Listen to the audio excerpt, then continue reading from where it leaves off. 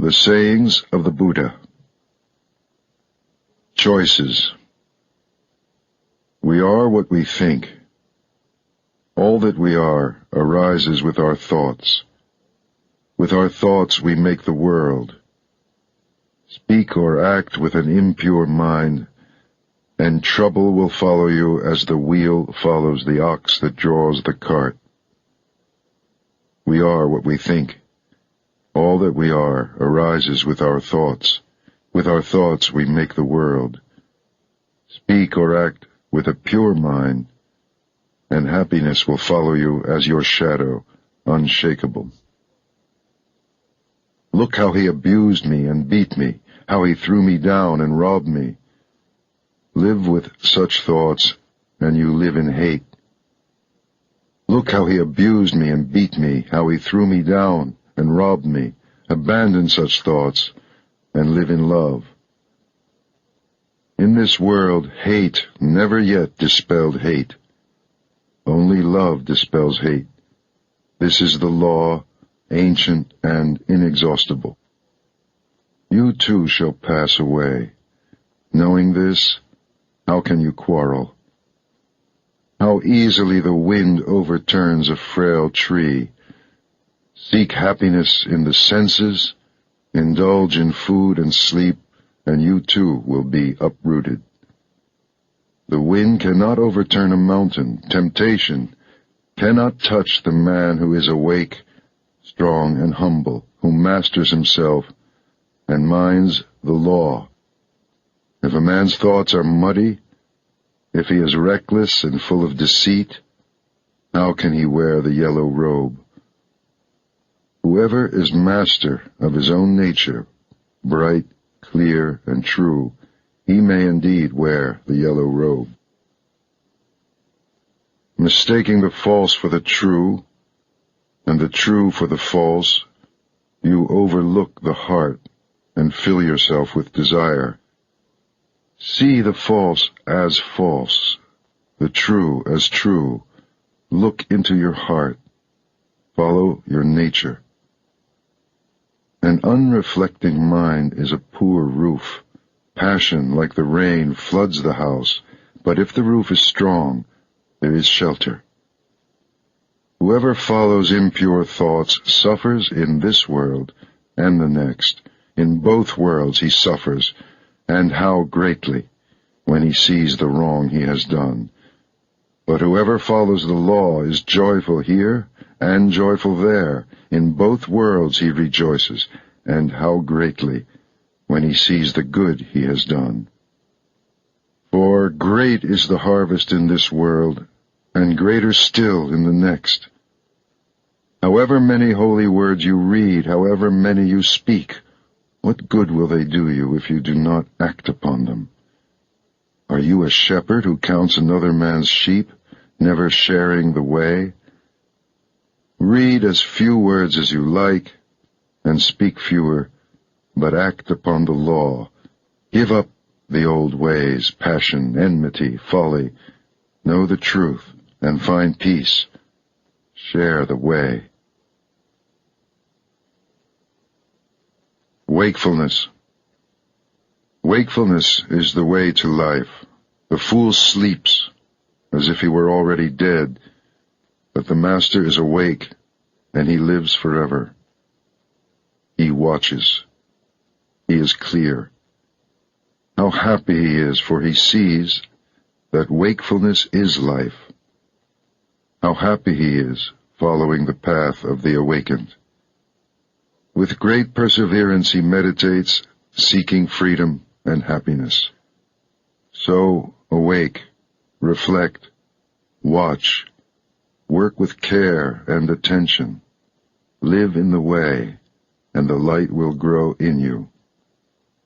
By watching and working, the master makes for himself an island which the flood cannot overwhelm.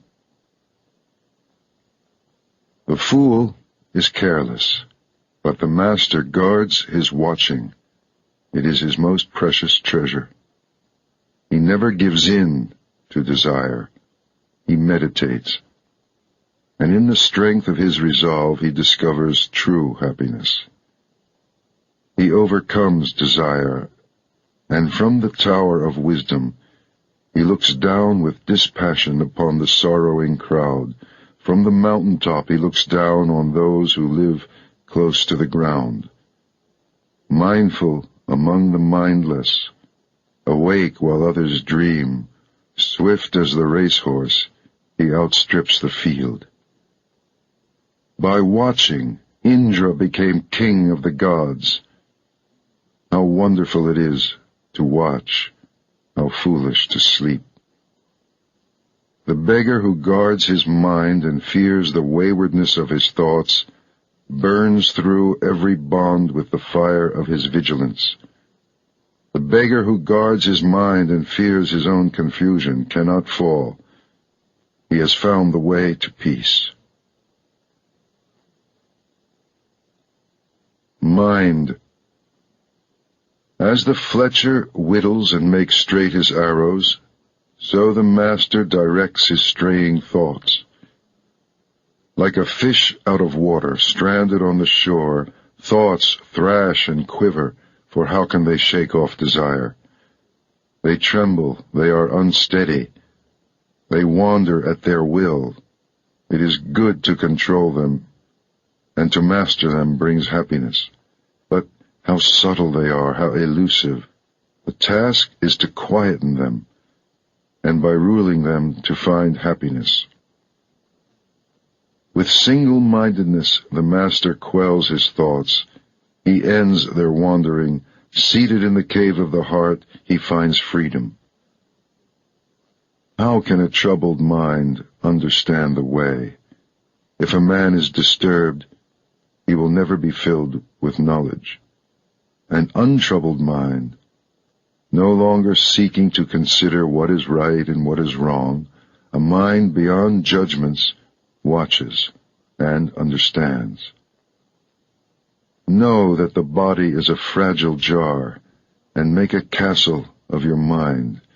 In every trial, let understanding fight for you, to defend what you have won.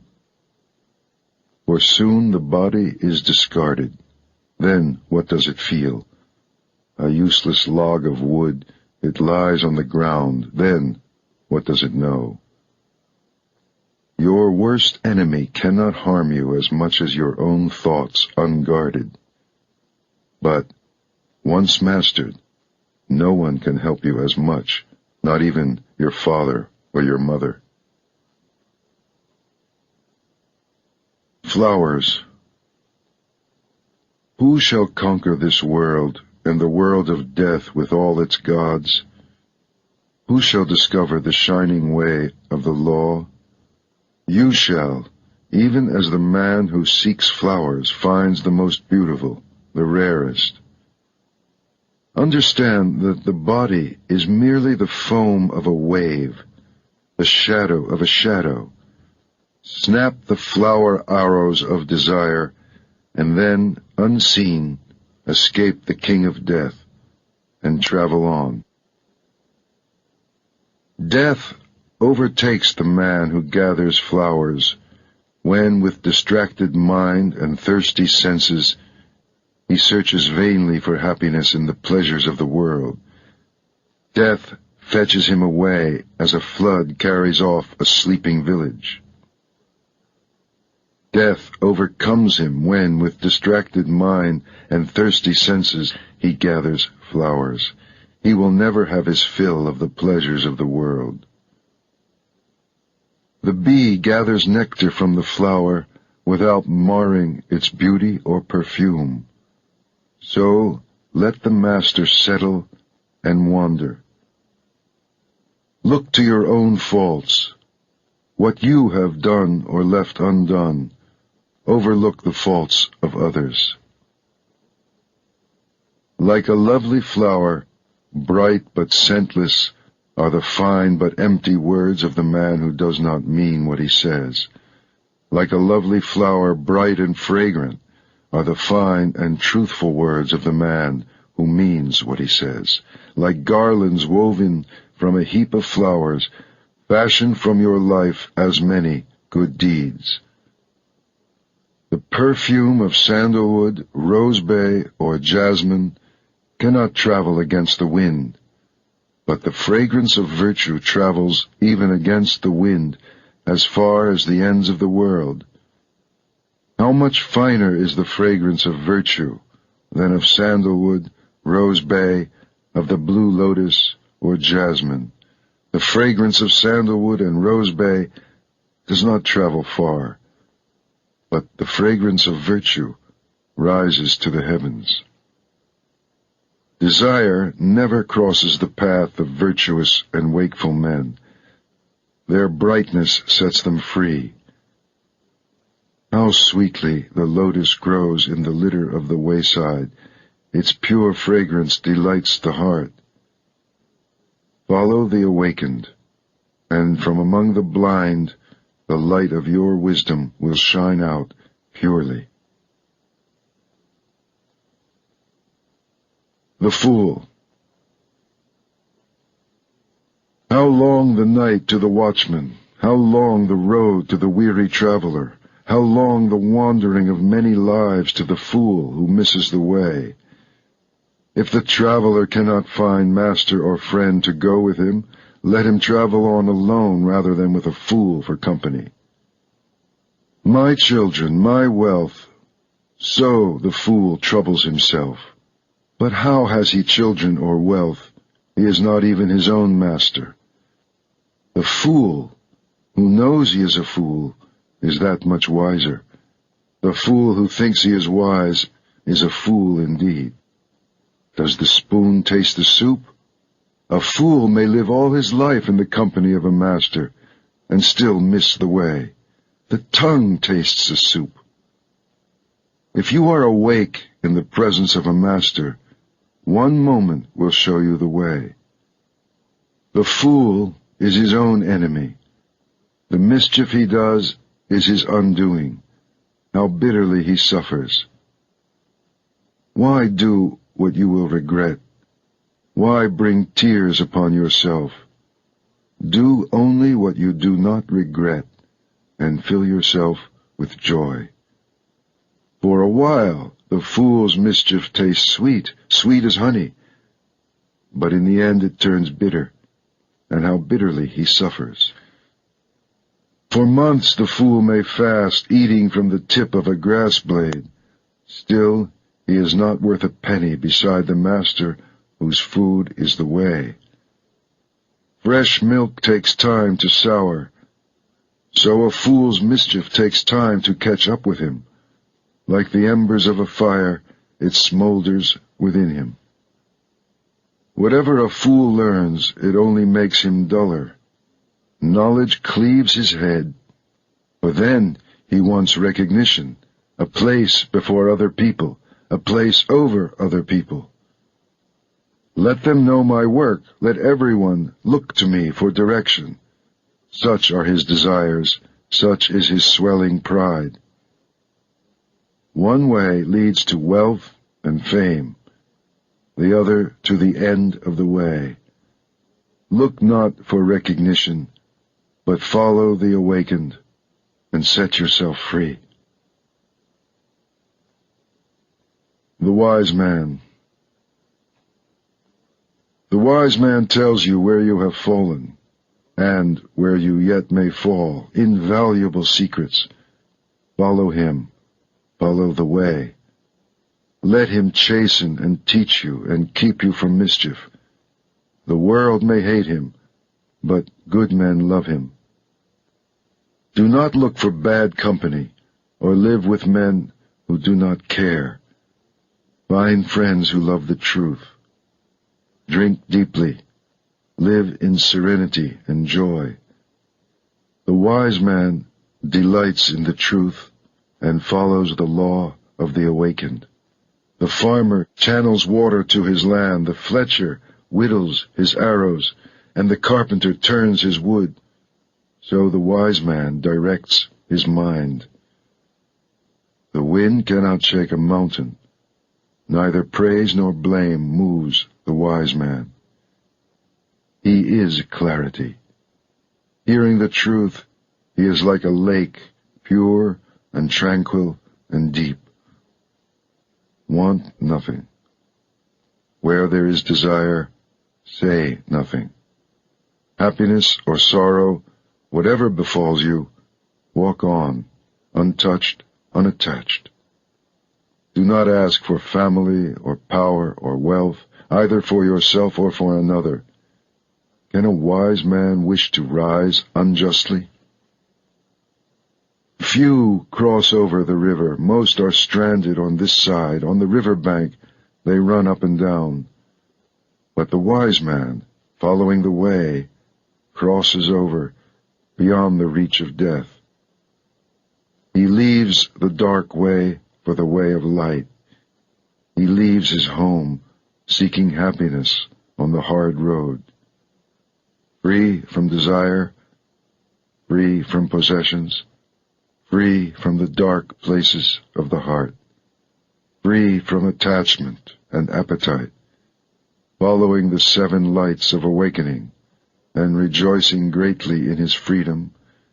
In this world the wise man becomes himself a light, pure, shining, free. The Master. At the end of the way, the Master finds freedom from desire and sorrow, freedom without bounds. Those who awaken never rest in one place. Like swans they rise and leave the lake. On the air they rise and fly an invisible course, gathering nothing, storing nothing. Their food is knowledge. They live upon emptiness. They have seen how to break free. Who can follow them? Only the Master. Such is his purity. Like a bird he rises on the limitless air and flies an invisible course. He wishes for nothing. His food is knowledge. He lives upon emptiness. He has broken free. He is the charioteer. He has tamed his horses, pride, and the senses. Even the gods admire him. Yielding like the earth, joyous and clear like the lake, still as the stone at the door, he is free from life and death. His thoughts are still. His words are still. His work is stillness.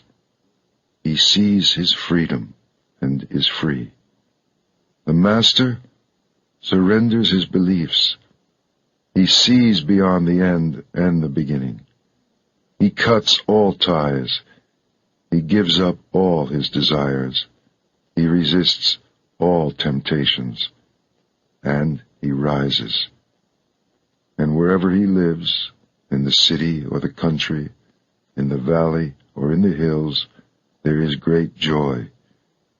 Even in the empty forest he finds joy, because he wants nothing.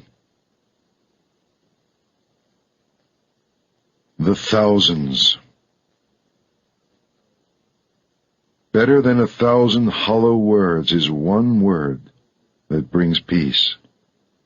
Better than 1,000 hollow verses is one verse that brings peace.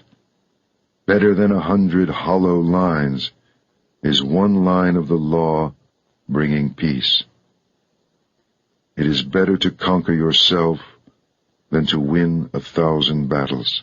Then the victory is yours. It cannot be taken from you, not by angels or by demons, heaven or hell. Better than 100 years of worship, better than 1,000 offerings, better than giving up 1,000 worldly ways in order to win merit.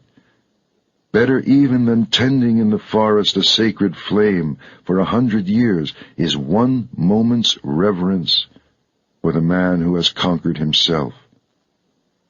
To revere such a man, a master old in virtue and holiness, is to have victory over life itself and beauty, strength and happiness. Better than 100 years of mischief is one day spent in contemplation. Better than 100 years of ignorance is one day spent in reflection. Better than 100 years of idleness is one day spent in determination. Better to live one day wondering how all things arise and pass away. Better to live 1 hour seeing the one life beyond the way. Better to live 1 moment in the moment of the way beyond the way. Mischief. Be quick to do good. If you are slow, the mind, delighting in mischief, will catch you. Turn away from mischief, again and again turn away, before sorrow befalls you. Set your heart on doing good, do it over and over again, and you will be filled with joy. A fool is happy until his mischief turns against him, and a good man may suffer until his goodness flowers. Do not make light of your failings, saying, "What are they to me?" A jug fills drop by drop, so the fool becomes brimful of folly. Do not belittle your virtues, saying, "They are nothing."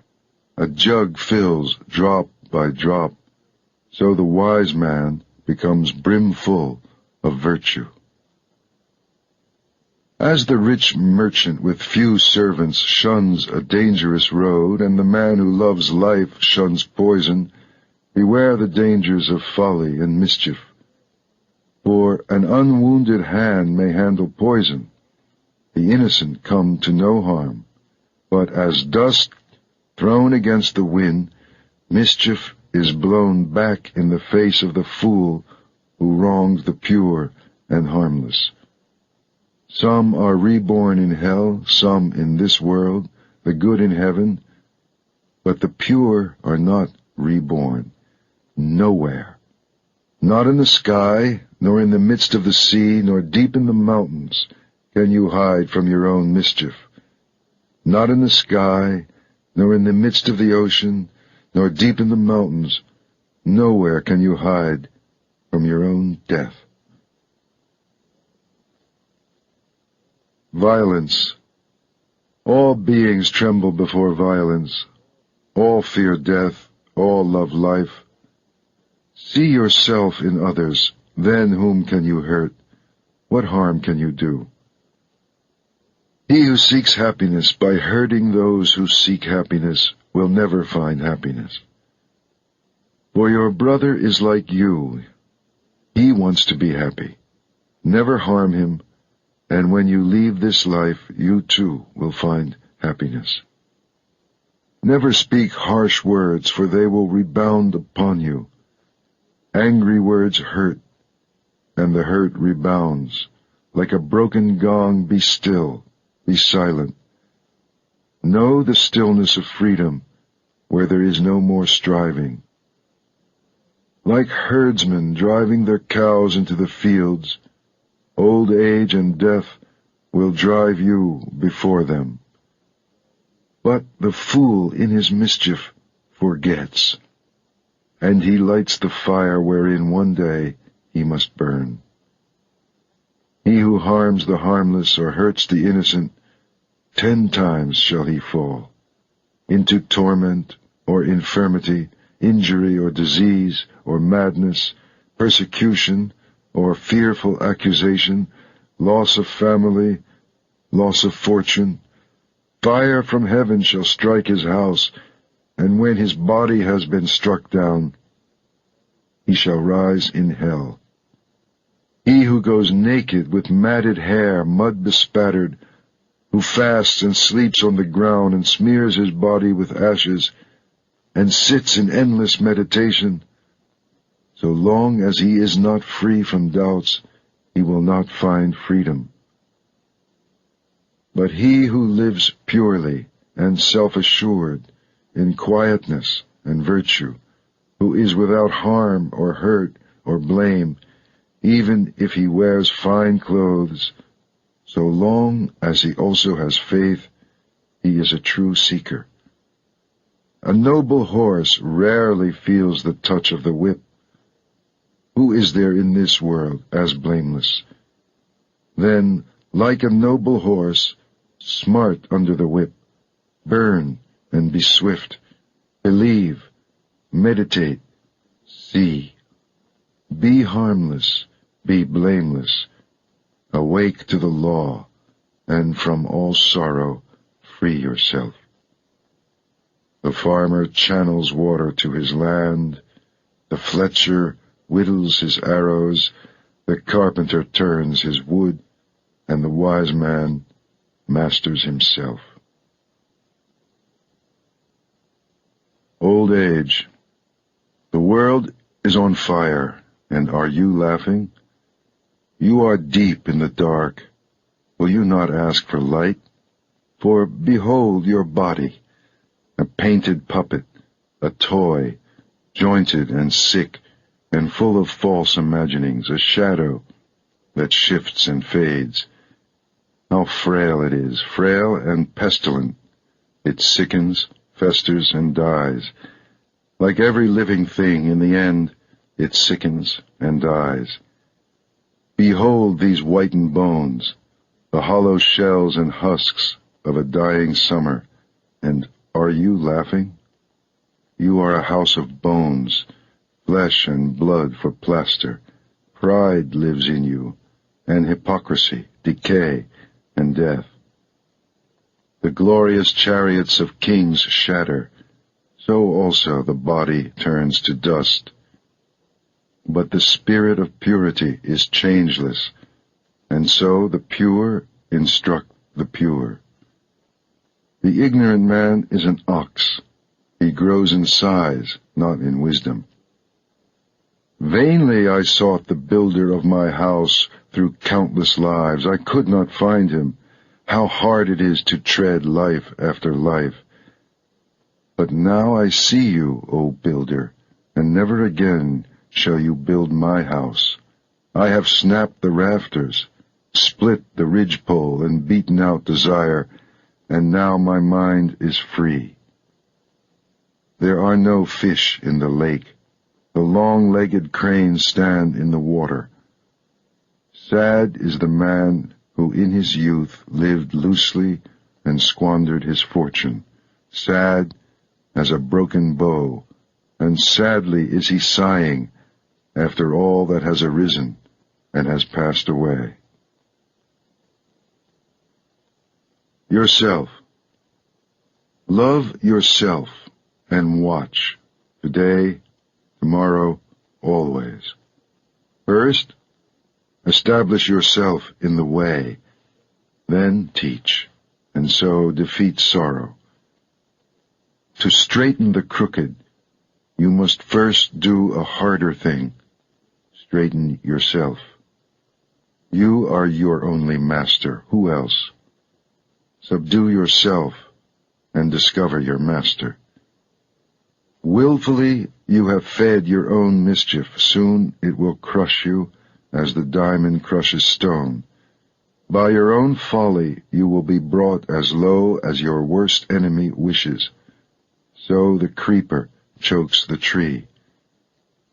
How hard it is to serve yourself. How easy to lose yourself in mischief and folly. The kashta reed dies when it bears fruit.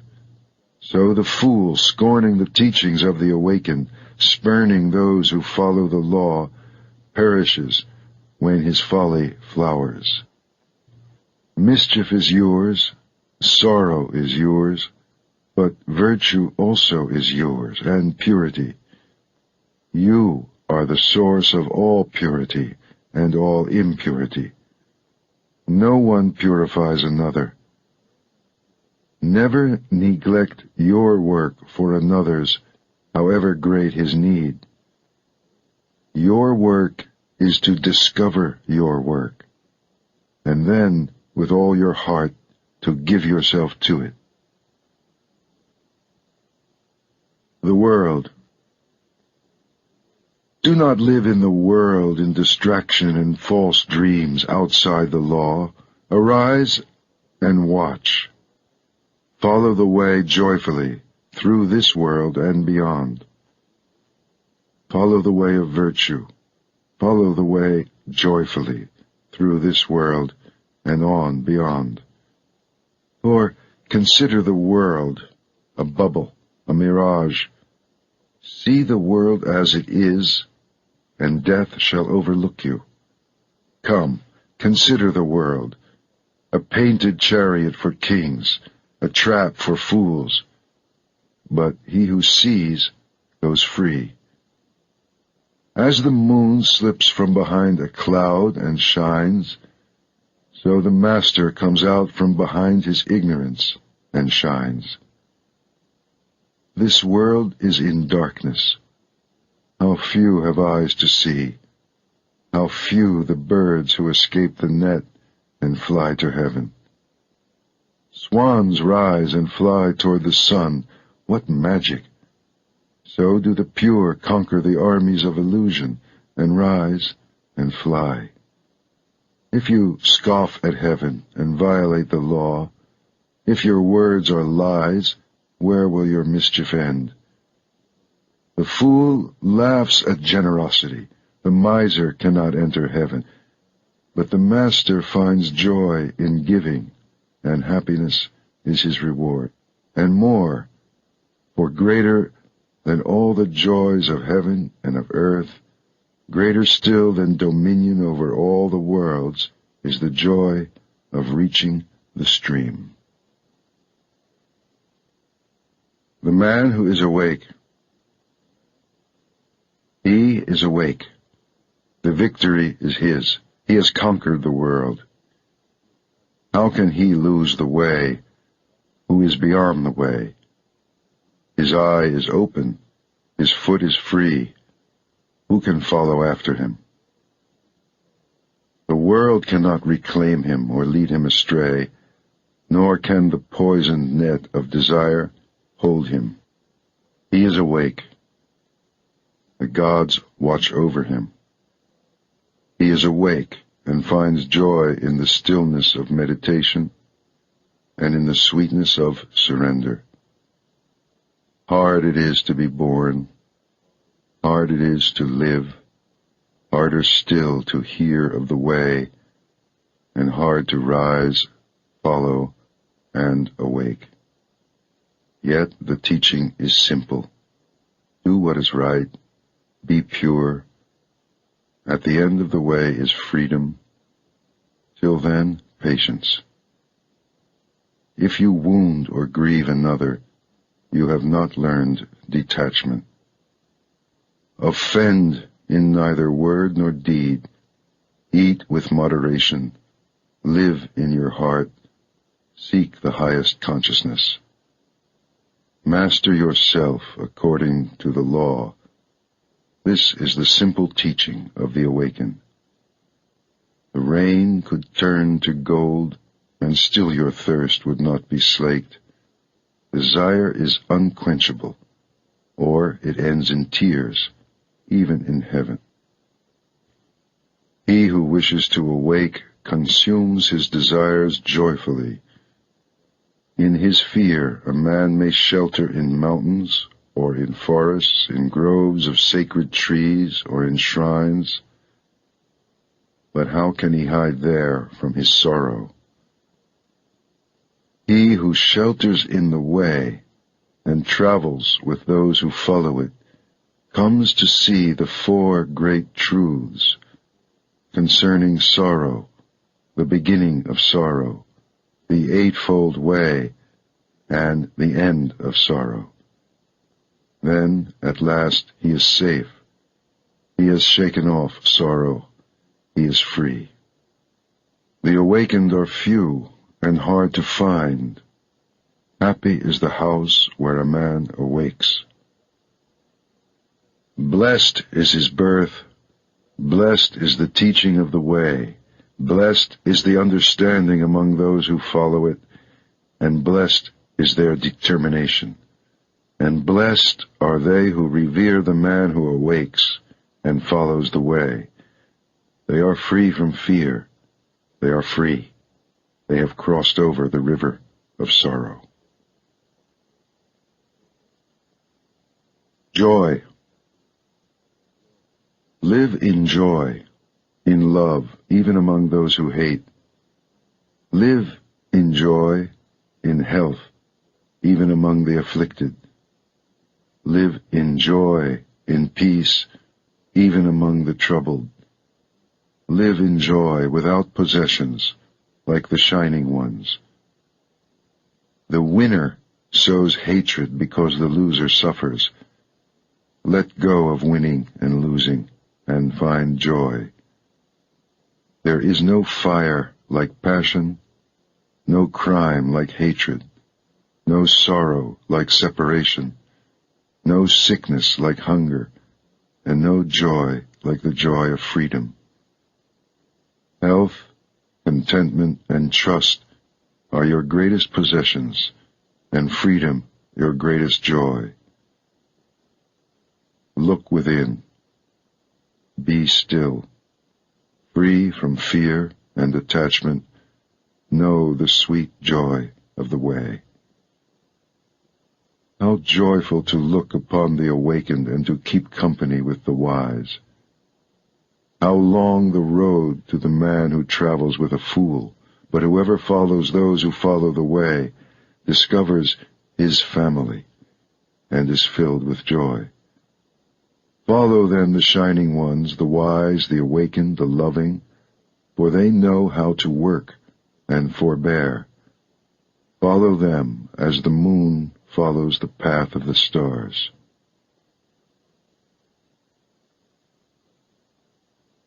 Pleasure.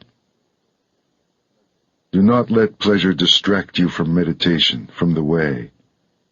Free yourself from pleasure and pain, for in craving pleasure or in nursing pain there is only sorrow. Like nothing, lest you lose it, lest it bring you grief and fear. Go beyond likes and dislikes.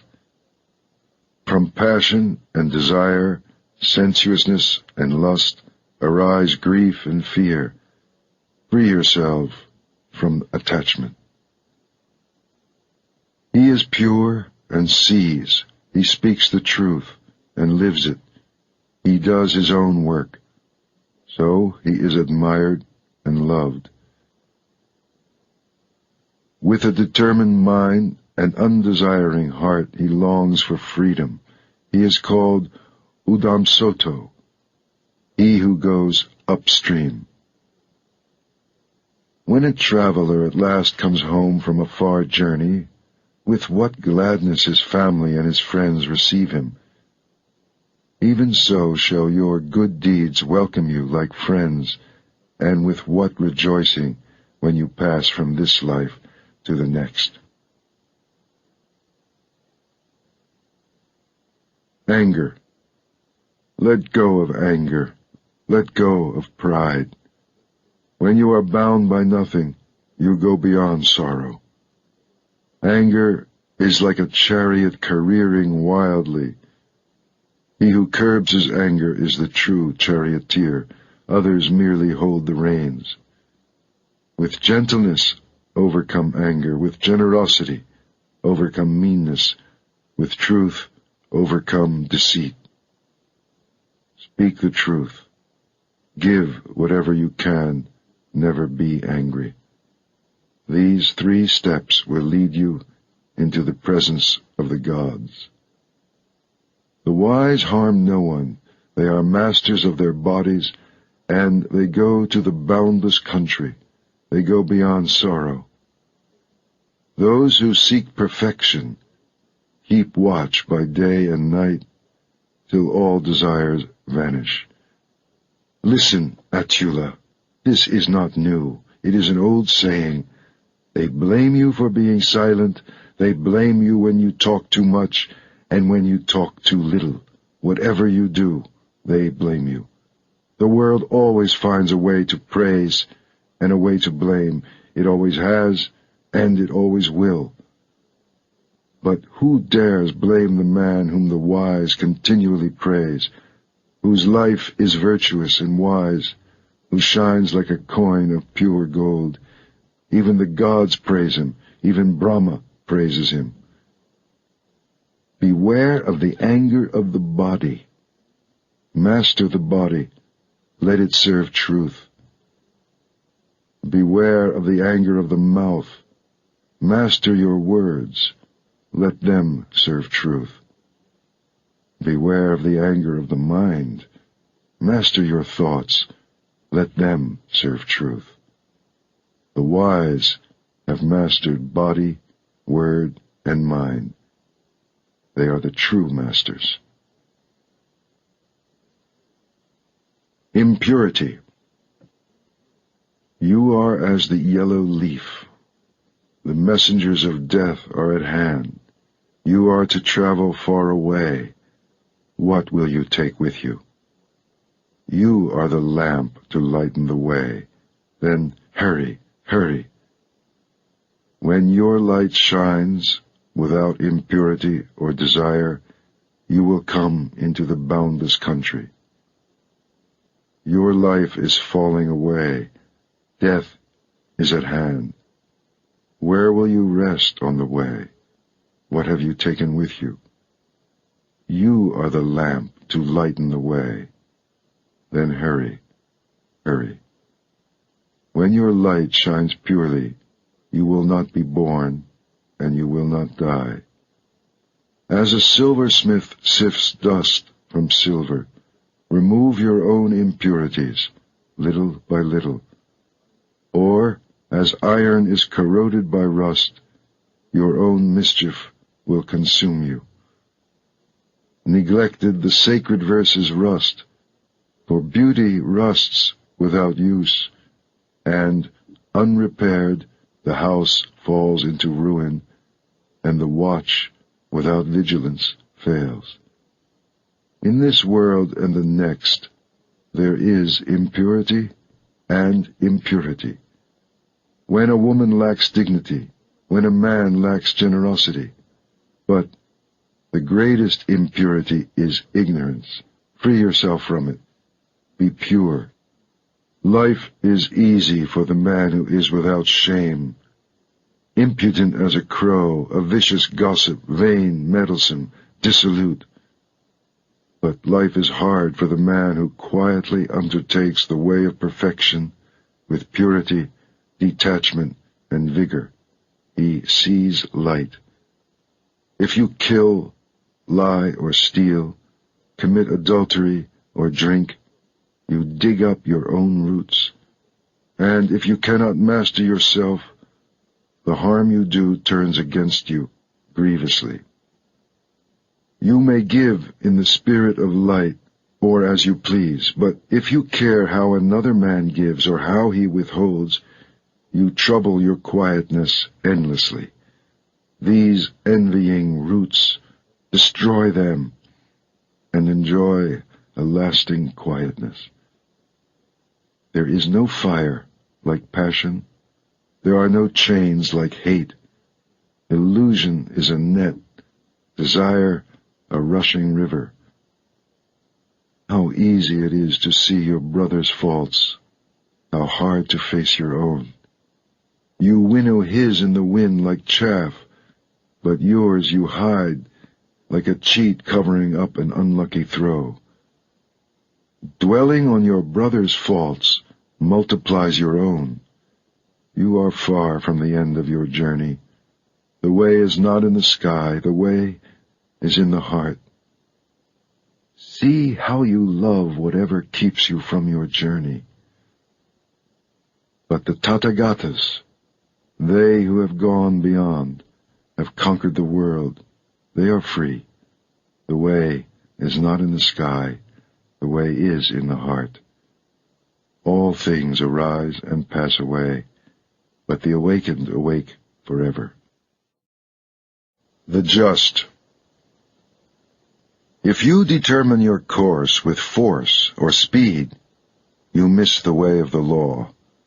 Quietly consider what is right and what is wrong, receiving all opinions equally, without haste, wisely observe the law. Who is wise, the eloquent or the quiet man? Be quiet and loving and fearless, for The mind talks, but the body knows. Gray hairs do not make a master. A man may grow old in vain. The true master lives in truth, in goodness and restraint, non-violence, moderation, and purity. Fine words or fine features cannot make a master out of a jealous and greedy man. Only when envy and selfishness are rooted out of him may he grow in beauty. A man may shave his head, but if he still lies and neglects his work, if he clings to desire and attachment, how can he follow the way? The true seeker subdues all waywardness. He has submitted his nature to quietness. He is a true seeker, not because he begs, but because he follows the lawful way, holding back nothing, holding to nothing, beyond good and beyond evil, beyond the body and beyond the mind. Silence cannot make a master out of a fool, but he who weighs only purity in his scales, who sees the nature of the two worlds, he is a master. He harms no living thing. And yet it is not good conduct that helps you upon the way, nor ritual, nor book learning, nor withdrawal into the self, nor deep meditation. None of these confers mastery or joy.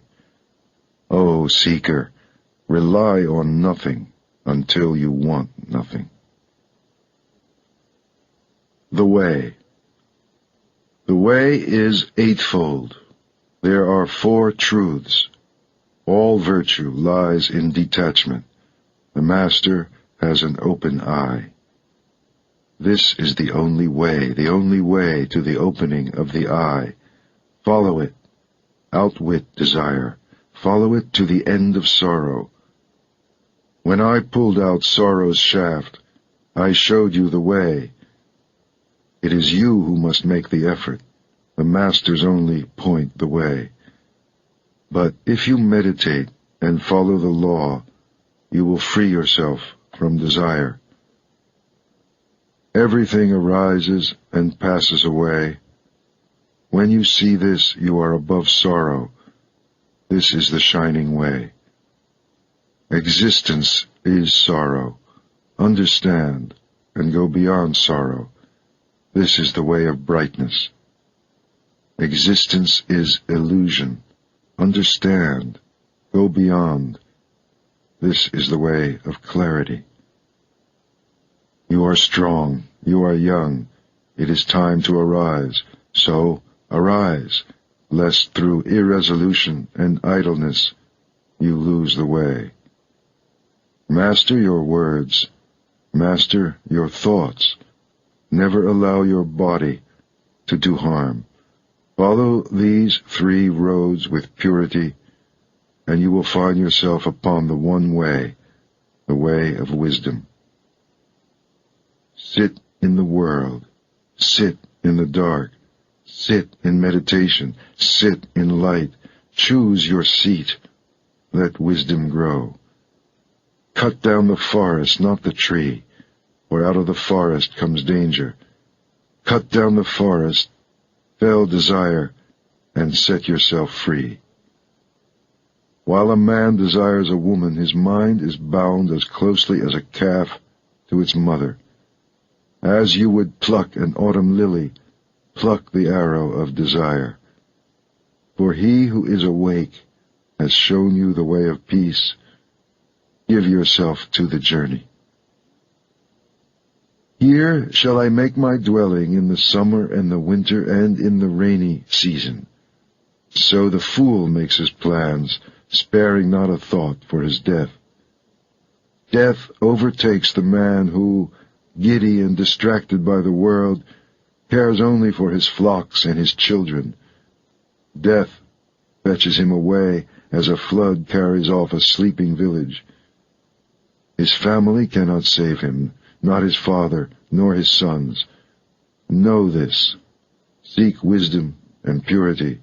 Quickly clear the way. out of the forest. There is pleasure, and there is bliss. Forgo the first to possess the second. If you are happy at the expense of another man's happiness, you are forever bound. You do not what you should. You do what you should not. You are reckless, and desire grows. But the master is wakeful. He watches his body. In all his actions, he discriminates, and he becomes pure. He is without blame, though once he may have murdered his mother and his father, 2 kings, a kingdom, and all its subjects. Though the kings were holy, and their subjects among the virtuous, yet is he blameless.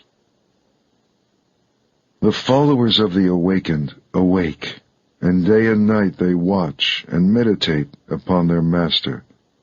Forever wakeful, they mind the law. They know their brothers on the way. They understand the mystery of the body. They find joy in all beings. They delight in meditation. It is hard to live in the world, and hard to live out of it. It is hard to be one among many, and for the wanderer, how long is the road wandering through many lives? Let him rest. Let him not suffer. Let him not fall into suffering. If he is a good man, a man of faith, honored and prosperous, wherever he goes, he is welcome. Like the Himalayas, good men shine from afar, but bad men move unseen like arrows in the night. Sit, rest, work, alone with yourself, never weary. On the edge of the forest, live joyfully, without desire. The dark. One man denies the truth, another denies his own actions. Both go into the dark, and in the next world suffer, for they offend truth. Wear the yellow robe, but if you are reckless, you will fall into darkness. If you are reckless, better to swallow molten iron than eat at the table of good folk. If you court another man's wife, you court trouble. Your sleep is broken, you lose your honor, you fall into darkness. You go against the law, you go into the dark. Your pleasures end in fear, and the king's punishment is harsh. But as a blade of grass held awkwardly may cut your hand, so renunciation may lead you into the dark. For if in your renunciation you are reckless and break your word, if your purpose wavers, you will not find light. Do what you have to do, resolutely, with all your heart. The traveler who hesitates only raises dust on the road. It is better to do nothing than to do what is wrong, for whatever you do to yourself. Like a border town well guarded, guard yourself within and without. Let not a single moment pass, lest you fall into darkness. Feel shame only where shame is due. Fear only what is fearful. See evil only in what is evil, lest you mistake the true way and fall into darkness. See what is. See what is not. Follow the true way. Rise. The elephant. I shall endure hard words as the elephant endures the shafts of battle. For many people speak wildly. The tamed elephant goes to battle. The king rides him. The tamed man is the master. He can endure hard words in peace. Better than a mule or the fine horses of Sind or mighty elephants of war is the man who has mastered himself. Not on their backs can he reach the untrodden country, but only on his own. The mighty elephant Dhanapalaka is wild when he is in rut, and when bound he will not eat, remembering the elephant grove. The fool is idle, he eats and he rolls in his sleep like a hog in a sty, and he has to live life over again. My own mind used to wander wherever pleasure or desire or lust led it, but now I have it tamed. I guide it as the keeper guides the wild elephant. Awake. Be the witness of your thoughts. The elephant hauls himself from the mud. In the same way, drag yourself out of your sloth. If the traveler can find a virtuous and wise companion, let him go with him joyfully and overcome the dangers of the way. But if you cannot find friend or master to go with you, travel on alone, like a king who has given away his kingdom, like an elephant in the forest. Travel on alone, rather than with a fool for company. Do not carry with you your mistakes. Do not carry your cares. Travel on alone, like an elephant in the forest. To have friends in need is sweet, and to share happiness, and to have done something good before leaving this life is sweet, and to let go of sorrow. To be a mother is sweet, and a father. It is sweet to live arduously, and to master yourself. Oh, how sweet it is to enjoy life living in honesty and strength, and wisdom is sweet, and freedom. Desire. If you sleep, desire grows in you like a vine in the forest. Like a monkey in the forest, you jump from tree to tree, never finding the fruit. From life to life, never finding peace. If you are filled with desire, your sorrows swell like the grass after the rain. But if you subdue desire, your sorrows fall from you like drops of water from a lotus flower. This is good counsel, and it is for everyone. As the grass is cleared for the fresh root, cut down desire, lest death after death crush you, as a river crushes the helpless reeds. For if the roots hold firm, a felled tree grows up again. If desires are not uprooted, sorrows grow again in you. 36 streams are rushing toward you, desire and pleasure and lust. Play in your imagination with them, and they will sweep you away. Powerful streams, they flow everywhere.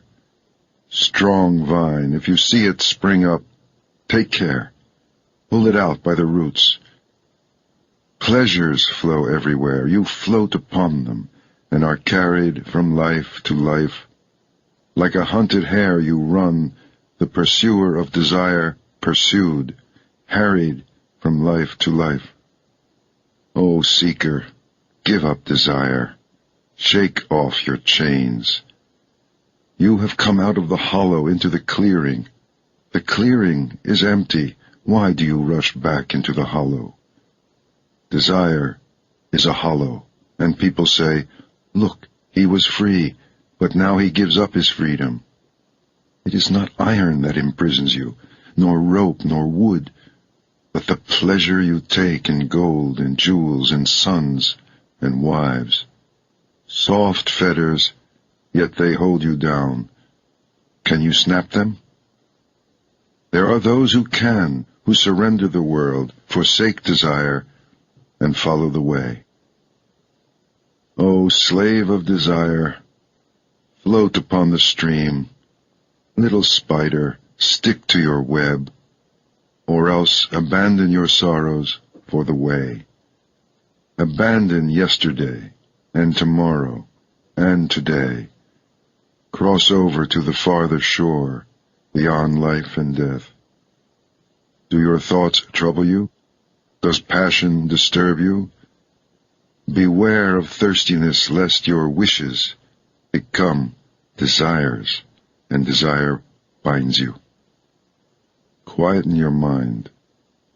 Reflect. Watch. Nothing binds you. You are free. You are strong. You have come to the end, free from passion and desire. You have stripped the thorns from the stem. This is your last body. You are wise. You are free from desire, and you understand words and the stitching together of words, and you want nothing. Victory is mine, knowledge is mine, and all purity, all surrender. I want nothing. I am free. I found my way. Whom shall I call teacher?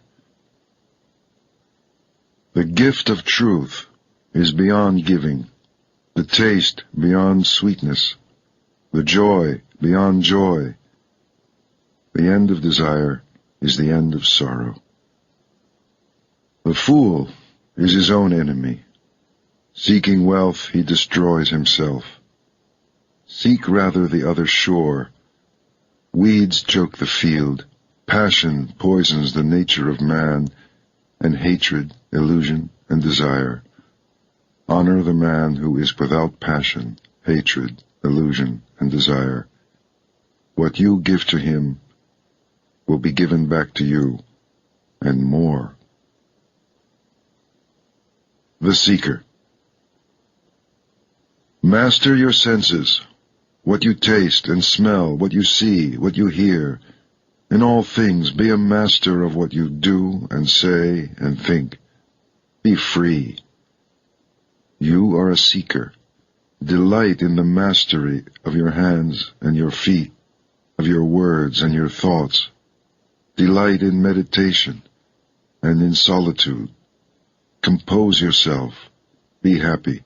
You are a seeker. Hold your tongue. Do not exalt yourself, but lighten the way, for your words are sweet. Follow the truth of the way. Reflect upon it. Make it your own. Live it. It will always sustain you. Do not turn away what is given you, nor reach out for what is given to others, lest you disturb your quietness. Give thanks for what has been given you, however little. Be pure. Never falter. You have no name and no form. Why miss what you do not have? The seeker is not sorry. Love and joyfully follow the way, the quiet way to the happy country. Seeker, empty the boat, lighten the load, passion and desire and hatred, and sail swiftly. There are 5 at the door to turn away, and 5 more, and there are 5 to welcome in, and when 5 have been left stranded on the shore, the seeker is called O Gati Nati, he who has crossed over. Seeker, do not be reckless. Meditate constantly, or you will swallow fire and cry out, no more. If you are not wise, how can you steady the mind? If you cannot quieten yourself, what will you ever learn? How will you become free? With a quiet mind, come into that empty house, your heart, and feel the joy of the way beyond the world. Look within, the rising and the falling. What happiness! How sweet to be free! It is the beginning of life, of mastery and patience, of good friends along the way, of a pure and active life. So, live in love. Do your work. Make an end of your sorrows.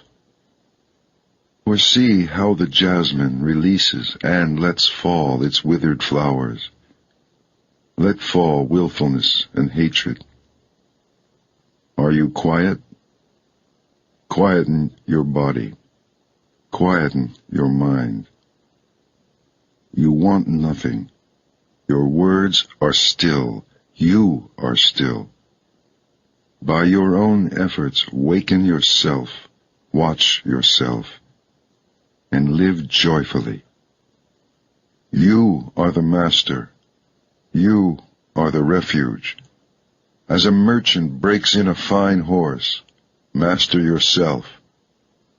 How gladly you follow the words of the awakened, how quietly, how surely you approach the happy country, the heart of stillness. However young, the seeker who sets out upon the way shines bright over the world. Like the moon, come out from behind the clouds, shine. The True Master. Wanting nothing with all your heart, stop the stream. When the world dissolves, everything becomes clear. Go beyond this way or that way, to the farther shore, where the world dissolves and everything becomes clear. Beyond this shore, and the farther shore, beyond the beyond, where there is no beginning, no end, without fear, go. Meditate. Live purely. Be quiet. Do your work with mastery. By day the sun shines, and the warrior in his armor shines. By night the moon shines, and the master shines in meditation. But day and night the man who is awake shines in the radiance of the Spirit. A master gives up mischief. He is serene. He leaves everything behind him. He does not take offense, and he does not give it. He never returns evil for evil. Alas for the man who raises his hand against another, and even more for him who returns the blow. Resist the pleasures of life and the desire to hurt, till sorrows vanish. Never offend by what you think, or say, or do. Honor the man who is awake and shows you the way. Honor the fire of his sacrifice. Matted hair or family or caste do not make a master, but the truth and goodness with which he is blessed. Your hair is tangled and you sit on a deerskin. What folly, when inside you are ragged with lust. The master's clothes are in tatters. His veins stand out. He is wasting away. Alone in the forest, he sits and meditates. A man is not born to mastery. A master is never proud. He does not talk down to others. Owning nothing, he misses nothing. He is not afraid. He does not tremble. Nothing binds him. He is infinitely free. So cut through the strap and the thong and the rope, loosen the fastenings, unbolt the doors of sleep, and awake. The master endures insults and ill treatment without reacting, for his spirit is an army. He is never angry. He keeps his promises. He never strays. He is determined. This body is my last, he says. Like water on the leaf of a lotus flower, or a mustard seed on the point of a needle, he does not cling, for he has reached the end of sorrow and has laid down his burden. He looks deeply into things and sees their nature. He discriminates and reaches the end of the way. He does not linger with those who have a home, nor with those who stray. Wanting nothing, he travels on alone. He hurts nothing. He never kills. He moves with love among the unloving, with peace and detachment among the hungry and querulous. Like a mustard seed from the point of a needle, hatred has fallen from him, and lust, hypocrisy, and pride. He offends no one, yet he speaks the truth. His words are clear, but never harsh. Whatever is not his, he refuses, good or bad, great or small. He wants nothing from this world and nothing from the next. He is free. Desiring nothing, doubting nothing, beyond judgment and sorrow and the pleasure of the senses, he is moved beyond time. He is pure and free. How clear he is! He is the moon. He is serene. He shines. For he has traveled life after life the muddy and treacherous road of illusion. He does not tremble or grasp or hesitate. He has found peace.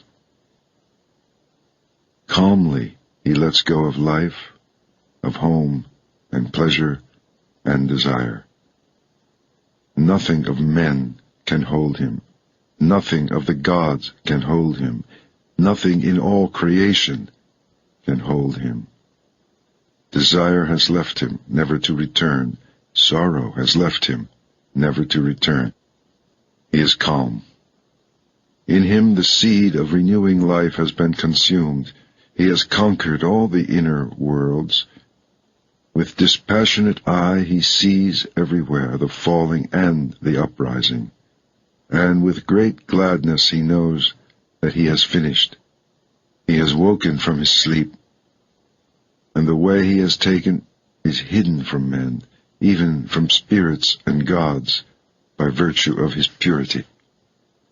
In him there is no yesterday, no tomorrow, no today.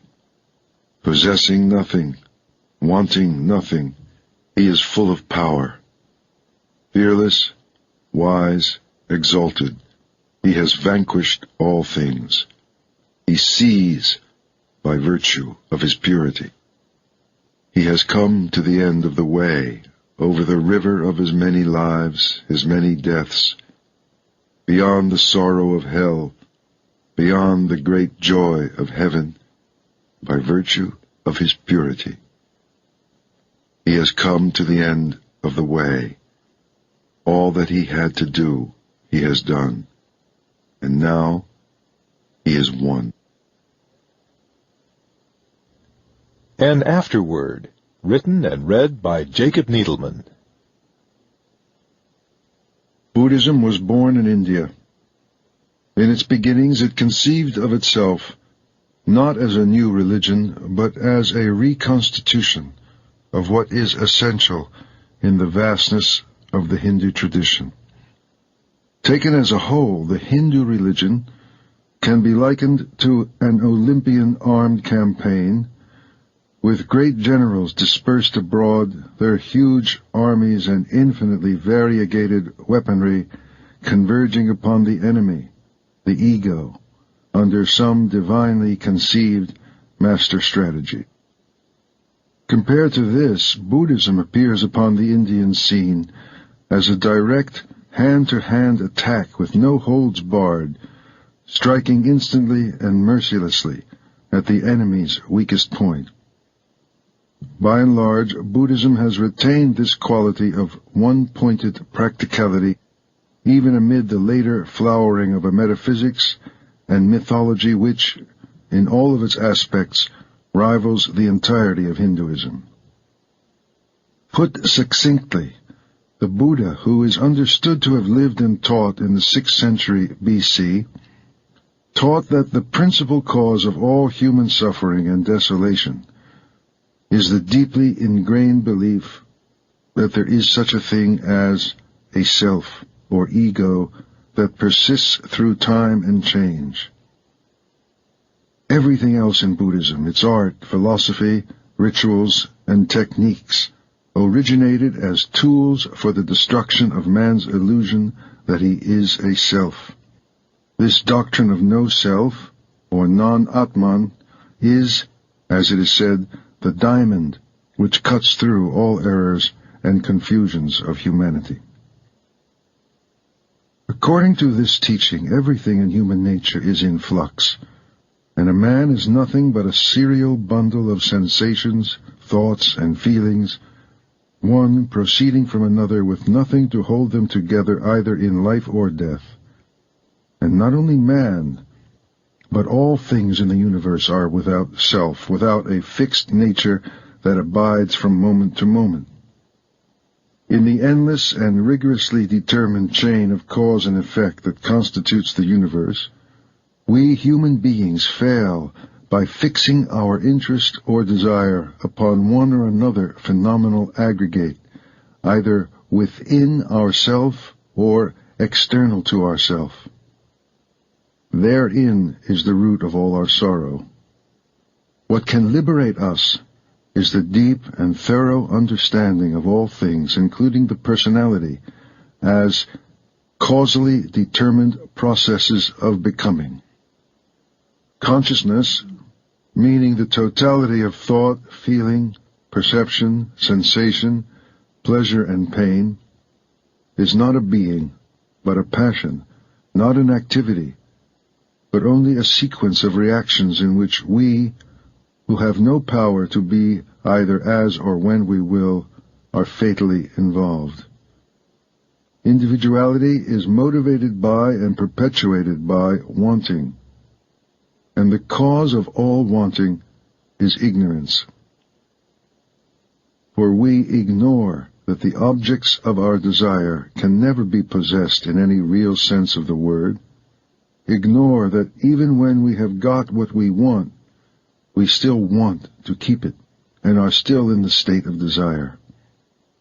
The ignorance meant is of things as they really are, and the consequent attribution of substantiality to what is merely phenomenal, the seeing of self in what is not self. At first glance, this doctrine of no self seems in direct opposition to the Hindu view.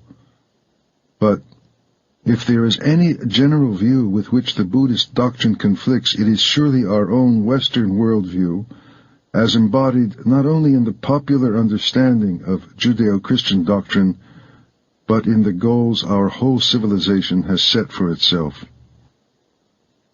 The religions of the West have imbued us with the idea of an individual, eternal soul created by God, also in His way an individual, infinitely precious and irreducibly real. As our modern society drew away from religious doctrine, it substituted for the soul the idea of individual personality, not immortal perhaps, but for that very reason all the more our own and precious. The establishment of our identity, our role, has been the banner cry not only of scientific psychology, but of all the major intellectual movements of modern times, including existentialism and humanism. We measure a person's strength by what we take to be the distinctness and vividness of his individuality, and we all seek to make our mark, either as artists, scientists, or business people. To the Buddhist, all this striving is the pursuit of a phantom. The identity we seek to establish is nothing more than a thought, a picture in the mind of what we are or can be. It is in no wise based on fact. Our sense of persistence and sameness through change is a trick played upon us by the automatic functions of memory, and buttressed by the fact that we are given a name and treated by others as though we were a self. Indeed, our whole society is but a vast collection of sleepwalkers, each addressing the other and conceiving of himself within his own dream of selfhood.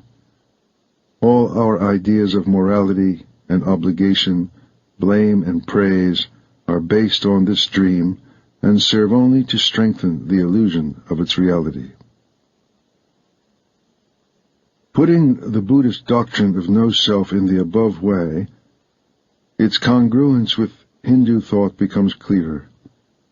We might say that for the Hindu or Brahmanic religion, human ignorance is the ignorance of who we are, of our ultimate divinity, where for Buddhism it is ignorance of what we are not. We are not this ego.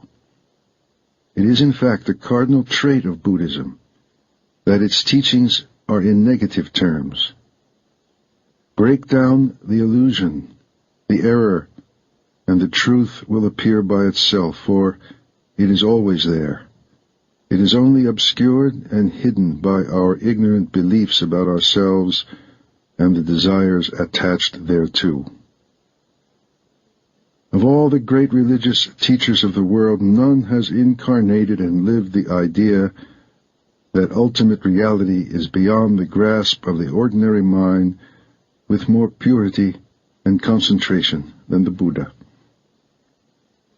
This in part explains why the Buddha's discourses say nothing about the existence of a supreme being, for example, or about immortality. Such questions tend not to edification, since they are put by the deluded mind, which is quite content to speculate endlessly about these matters while clinging to the very beliefs which perpetuate its suffering. Its strategy of negation has misled many Westerners into thinking Buddhism is pessimistic and anti-life. Some have even thought of nirvana, the ultimate goal of Buddhist discipline, as a sort of spiritual suicide. Nothing could be further from the truth, and in fact there is no religion which has a higher estimation of human possibility. It is only that it is not spoken of directly and positively. The exalted level of nirvana can be seen indirectly by attending to everything which the Buddhists say it is not. It is not love, consciousness, peace, freedom, happiness, or immortality in any sense that we understand. We are given no words for it, because we have no experience of it. And in the absence of a corresponding experience, names merely purchase further illusions. The Gospels, we may recall, also speak of the peace that passeth understanding.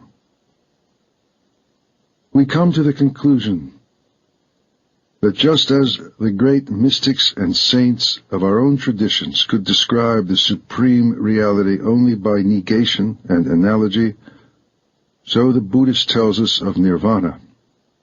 Since, however, nirvana also designates the whole of reality, then we see why Buddhism also refuses to admit that our ordinary thinking and language can accurately be applied to anything that is real.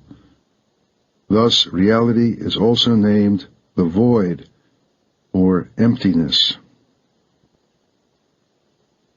A final note, especially important when we come to inquire if a genuine Buddhist way can take root on our own soil. Buddhist moral rules are never ends in themselves. It is essential to realize that ethical commandments in the Dhammapada are understood as necessary preliminaries to any greater spiritual development. What is especially valuable about the Dhammapada is that it shows us there is no real separation between true human morality and the process of inner development.